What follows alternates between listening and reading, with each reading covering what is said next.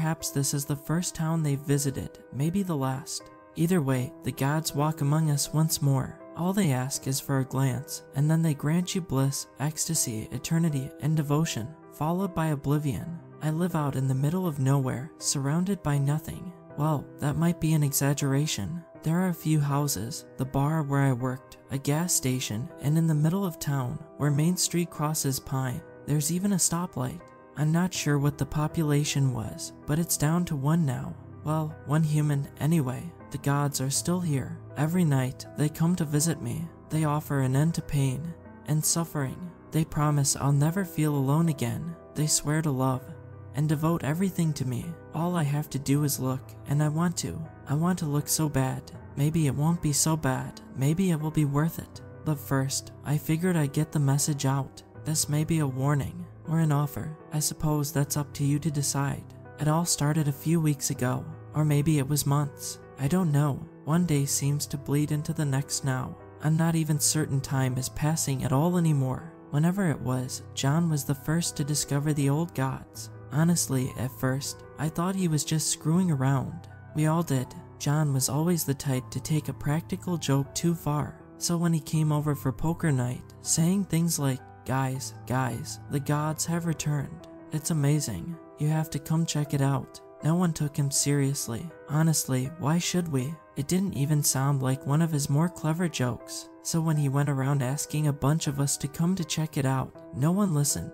However, I did notice the tips of the fingers on his left hand were stained oddly. They were white like he dipped them in something. I figured that would be the last I'd hear about it, but only a day or so later, another of our friends, Rob, started saying the same thing. The gods have returned. John was right. This is something you all have to see. I stopped him and asked what in the hell he was talking about, but he just gripped my shoulder and smiled like some born-again nut job.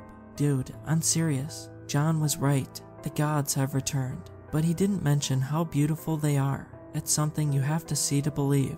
I rolled my eyes. Common man, I don't know what you're going on about, but I don't have time for this right now. Go bother someone else with this stuff. I got work in the morning. Rob just shrugged. You're lost. But don't worry, they aren't going anywhere. The gods are nothing if not patient. They just need a little more strength. Then they'll come to visit, and you'll see. As I walked away, I just shook my head, wondering if they'd joined some new cult or something. I also remember seeing that the tips of Rob's fingers were stained white, just like John's had been. It didn't take long. Soon, more and more people were talking about the gods' return, and every one of them was trying their hardest to get their friends and family to come see. Understandably, a bunch of us were kind of put out about it, to put it mildly. John seemed to be the leader of this new cult. He'd hold gatherings, trying to recruit people to come see the returned gods. And whenever someone went, they came back talking about the gods like all the rest. I didn't really speak to him or Rob anymore. I didn't really know what was happening, and I didn't want to know. The whole thing felt wrong. That more or less was the lead up to the night that changed everything. I was working at the bar, late, of course. Since this whole thing started, there were a lot fewer people coming in. But those that did drank all the more, so I wasn't really hurting in the cash department. However, all the conversations seemed pretty much the same. People talking about how they'd lost friends or family to this new cult. Even the town priest, Father Timble, was sitting in the corner. He was drunk, ranting, and raving to anyone who'd listen. They're all going to hell if they don't repent. Every last one. They and their false idols will burn forever. He was working up to something, and I wasn't sure I wanted to be there when he figured out what it was. I was just debating whether I should try to tell Dave, the bouncer, to kick the priest out when the door opened, and in walked John. For the record, he wasn't quite what you expected in a cult leader. He wore blue jeans and a plaid shirt with the sleeves rolled up to the elbow, but he did have that same self-contented smile he always wore these days that made you want to punch him in the face, and it looked like a few of our patrons were getting up to do just that. I gave Dave a look, and the big man nodded and stood up to take care of things, but John held up his hands in surrender. Relax, I'm not here to start trouble with anyone. I just thought that those of you who were unable or unwilling to come see the gods would like to know they've come to us instead. They are outside right now. All you have to do is look for yourself, and you'll see what all the commotion is about. The first to look was Dave. probably because he was already headed in that direction. Pretty soon, the big man was pressed up against the glass like a kid looking into a shop window on Christmas Eve. The drunks, ready to pick a fight, were next and soon found themselves pressed up against the window as well. Soon, all the skeptics were craning their heads to get a look, and shortly after that, they were all but climbing over each other to get a better look out the window. Even Father Timble was there, in the middle of everything. He was still shouting, but his tone had changed, and he sounded like he was giving a Sunday sermon. Praise be the gods. They have graced us with their presence. Blessed are us who have been granted this gift. Praise be the gods. Luckily for me, from where I was standing, I didn't have a great view of the window, so I couldn't see whatever it was everyone was going on about. After everyone started going nuts, I got this uncomfortable feeling and backed away. I don't remember much of what happened after that. I started drinking our stock, and things got fuzzy, but I remember staying the hell away from the window. I heard someone rush outside. I think it was Father Timble, but I'm not sure. The only other thing I clearly remember that night was what I saw when John raised his hands. His entire left hand and arm were white like marble except for his fingertips, which were starting to crack and peel like they were rotting away. When I finally woke up the next day, I wanted to die. Not just because sleeping on the bar floor combined with my hangover to make me wish the apocalypse had happened, but also because everyone in town was walking around with expressions of pure bliss, talking about how excited they were about the return of the gods, and how blessed we all were. I noticed a large ash pile in front of the bar. Some idiot had probably started a fire in the street or something, but I didn't care enough to do anything about it, and just locked up shop so I could head home. However, it seemed like everyone I passed had white fingertips on their left hand. I stopped by the gas station to pick up some breakfast, but despite being wide open, no one was manning the counter. It was like someone walked out in the middle of the night and left everything like it was. Not wanting to be a thief, but not knowing what to do, I grabbed some food, threw some money on the counter, and went home, climbing up to the 3rd story of the apartment I lived in. I'm not sure how long after that I got a phone call. At a glance, I could see it was Mike, one of my other friends who knew John. I debated letting it ring, but decided I had to give him a chance. If he said anything about worshipping the gods, though, I was gonna hang up. When I finally answered, Mike seemed kinda on edge. Not that I blamed him. "Oh, thank God you answered. Just tell me you're not one of those cultists now, are you?" I almost shook my head as I answered, but my still pounding headache changed my mind. "No, I'm not some drooling maniac, though it seems like there's a few more of those now." Mike seemed relieved. "Yeah, there's a lot more of those. Listen, it looks like the town's been overrun, but Sam and I have a plan." I didn't like the sound of that. Mike and Sam were good enough guys, but they were also not what I would call the best planners. They were more of a die then and figure it out as you go kinda duo. But I wanted to hear what he had to say, so I let him continue. "Listen, man, just come over to our house before nightfall. I think it's time we did something about these gods. Just bring some beer." I agreed, not like I had much to lose at this point, and hung up.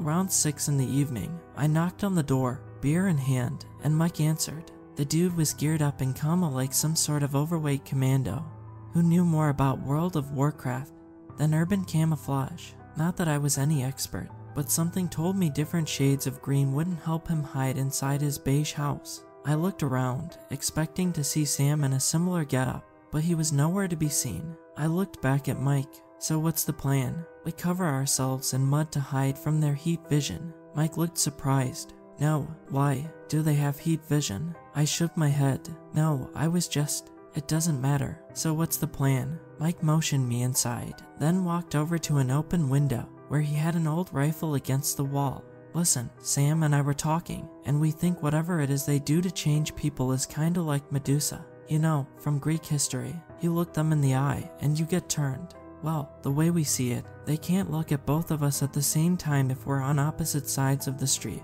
So Sam is just across the way. When one of them comes down the street, we'll both take a shot, and one of us will get them for sure." I shook my head. "You mean Greek mythology? Wait, isn't crossing your file lanes, or whatever they're called, toward each other a bad thing? One of you is gonna get shot." Mike shook his head. "We're not that stupid. We're not gonna wait until they're right between us. We'll take our shot when they're still down the street a bit, firing a couple of rifles, in a residential area sounded stupid. But honestly, I didn't care all that much anymore. So why am I here? Mike looked at the beer in my hands. Because of that, if we're gonna be staking out the neighborhood, I figured we'd need something to drink and someone to talk to. That figured. Mike picked up a two-way radio he had next to the window. Hey, Sam, beer's here. Come get some. Long story short, the first part of the night went about how you'd expect. Lots of drinking and just talking in a dark room so the light wouldn't alert anyone or spoil Mike's aim. I had my back to the wall, with the window to resist the temptation to look, and was feeling a nice buzz, nothing too serious, when Sam's voice came out over the radio. Hey, Mike, I see some shadows moving our way down the street. Duck down, and we'll pop up on the count of 5. And fire, alright. Mike ducked down. 10-4. I shook my head. What, were we in Smoky? And the bandit now? Still, I couldn't help but feel just a tiny bit of hope. Maybe this could work. Sam started the count. 1. I took another sip of my beer, doing my best not to look up and out the window. 2. Mike had a grip on his gun and a determined look in his eye. 3. I put down my beer. It felt like my heart was trying to beat its way out of my chest. 4. This was it. 5. Mike stood up and started lifting his gun, then stopped. I was hoping to hear a rifle shot ring out from the other side, but all I heard was Mike say, "Oh," and watched as he put down his gun. Looking up at him, I was afraid he was already gone, but I had to ask anyway. What's going on? What do you see? Mike just looked down at me. Oh, yeah, nothing much. Listen, I'm gonna check something out quickly. I'll be right back.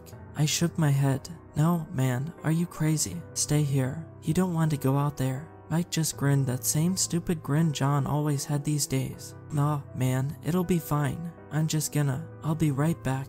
Then he walked out the door. I sat with my back to the window, listening for everything I was worth. But try as I might, I couldn't make out anything that didn't sound like any other night.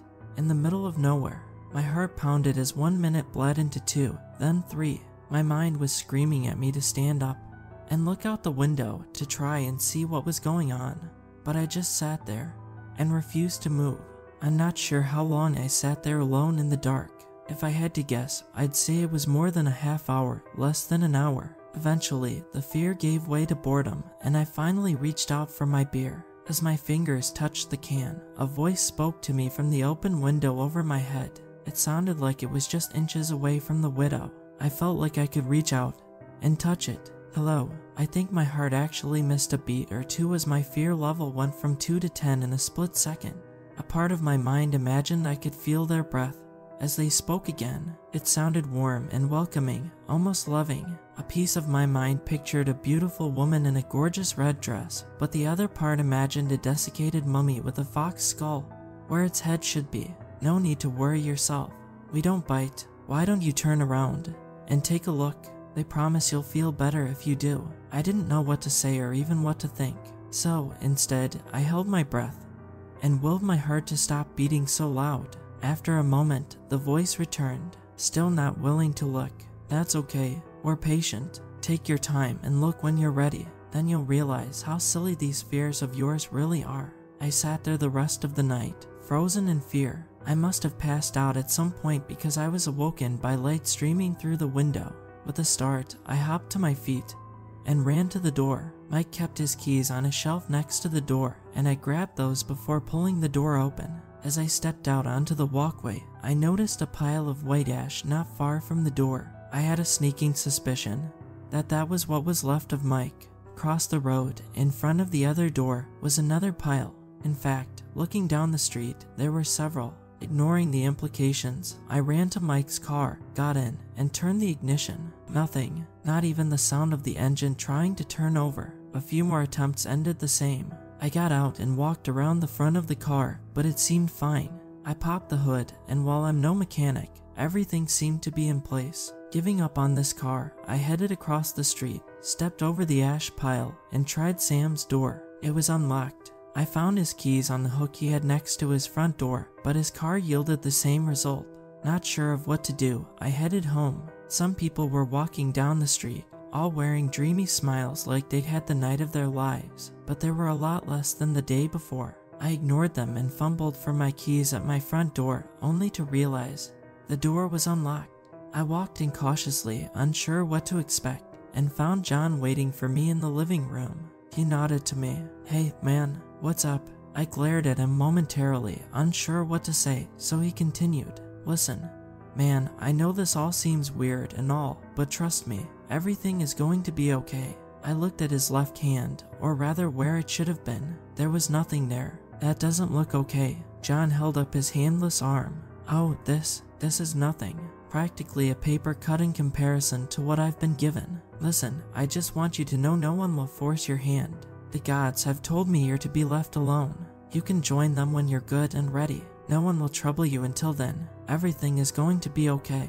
I just looked at him incomprehensibly for a moment before feeling a surge of rage. "Everything is going to be okay. Everything is going to be okay. Do you know what's happening out there every night? People are dying. Mike is gone. Sam is gone. They were your friends, and they're gone." John nodded with that same satisfied smile on his face. "I know, and I envy them. How wonderful it must be to be one with the gods." I couldn't help it. Whatever reason I possessed was gone in a flash. I stepped forward and punched John in the head as hard as I could. He didn't even try to resist. When he fell, his left arm slammed into the ground and crumbled. Out of his sleeve poured a small pile of ash. That brought my rage to an end, leaving me with something between pity and disgust as John held up his other hand in surrender. All right, I'll leave.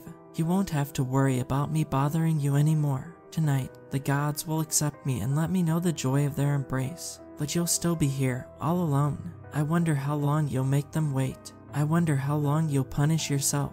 I debated kicking him in the head as he got up, but decided I'd rather not give myself more of a mess to clean up. After he left, I realized how exhausted I was. I couldn't bring myself to care anymore and instead went to bed and slept. I don't know how long I slept, but the room was dark when I awoke. A moment later, there was a tapping at my window. I was groggy enough that I almost turned and looked but stopped myself. After a moment, the tapping repeated itself, but rather than look, I just threw the covers over my head and went back to sleep. The next day, when I went out into the street, it was like the whole place was abandoned, though there were piles of ash all over the place. For a moment, I wondered which one was John, but then shrugged and decided to go get some food. Over the course of the day, I wandered around. Every house and business in the town was unlocked and open, so there was no shortage of food or drink for me, but none of the cars worked, and I was way too far away from the next town to reach it on foot. I wandered around during the day for the next week or two, doing whatever I could to pass the time. Then at night I went back home and slept in my bed. Every night I'd be awoken by someone tapping at my window, and every night I ignored it. After a while, I tried sleeping in different people's houses. After all, why not? It was not like anyone was there to object. But every night, the tapping sound found me. Finally, out of boredom one night, or maybe out of a need to socialize with someone or something, I returned home. That night, I left my window open and sat with my back to the night, my head just above the windowsill. Not long after dark, the voice from before returned. Hello again. Surprisingly, I didn't jump out of my skin. I'd thought through 1,000 questions I was going to ask, but none of them came to mind. At that moment, all I could think to ask was, "What are you?" I'd expected anger or annoyance, maybe even for whatever it was to sound insulted. But instead, it spoke to me calmly and kindly, like a teacher talking with a favored student. That is a complicated question, but I suppose a simpler one would be, "What are we to you?" I shook my head. "Okay, then what are you to me?" I could hear a smile in the voice, like it was just happy to speak to me. "We are your friend. We want to make you happy, to give you everything you've ever wanted. We are the ones who care about you more than anyone ever did or could. We want to serve you, to worship you. All we ask is that you look at us." I laughed darkly. "Yeah, and have me turn to ash just like the rest of the town. Admit it, you want to feed off me, just like you did everyone else." Surprisingly, the voice sounded almost sad. "We must feed, yes, that is our nature, just as it is yours. But we do not take without offering something in return. Before your final moment, you will be frozen in an eternity of bliss. We will live countless lifetimes together. Throughout them, you will know no pain or sorrow. You will never be alone. We will be there with you, always and forever, as your friend, your guide, and, if you wish, your lover. At that last word, I sensed a hand reach through the window and felt a single finger caress my neck. A part of me wanted to look. It screamed at me to look, but I resisted. Instead, I started to laugh. I laughed for a while, until my throat was sore and I was desperately trying to catch my breath. Once it stopped, the room was filled with nothing but silence. Finally, I spoke again. And what if I refuse? What if, instead, I walk downstairs and slit my throat? What will you do then? The voice sounded disappointed, almost sad. We will go hungry and you will die alone and in pain. I shook my head. I think I've had enough of this tonight. Just leave, okay? This time, the voice sounded pleasant again, friendly even. As you wish, but we will return to speak again. Good night, our beloved. Then I was alone. After a while, I gave in to despair and looked up and out the window, but they'd been true to their word and left. I don't know why they gave me this option and no one else. Maybe they're just savoring their dessert after a feast, or maybe I'm more like an after-dinner mint. But whatever it was, they honored their word and returned the next night, and the next, and so on. We've talked many times. I even look forward to speaking with them now. Sometimes we laugh and joke like old friends. Other times, they patiently listen to me cry and rage, but they never complain. I'm pretty sure I've got something like Stockholm Syndrome at this point. Anyway, I decided to sit down and write this out. I don't know, maybe someone will read this and do something with it. Or maybe not. Maybe you're all already dead and I'm the last person on Earth. I don't know, but I feel I'm losing my will to fight. Maybe I'll look tonight and see what all the fuss is about. I hear them tapping at my window, so I'll just post this and go. Don't worry about me. Whatever happens, I'm sure I won't be alone ever again.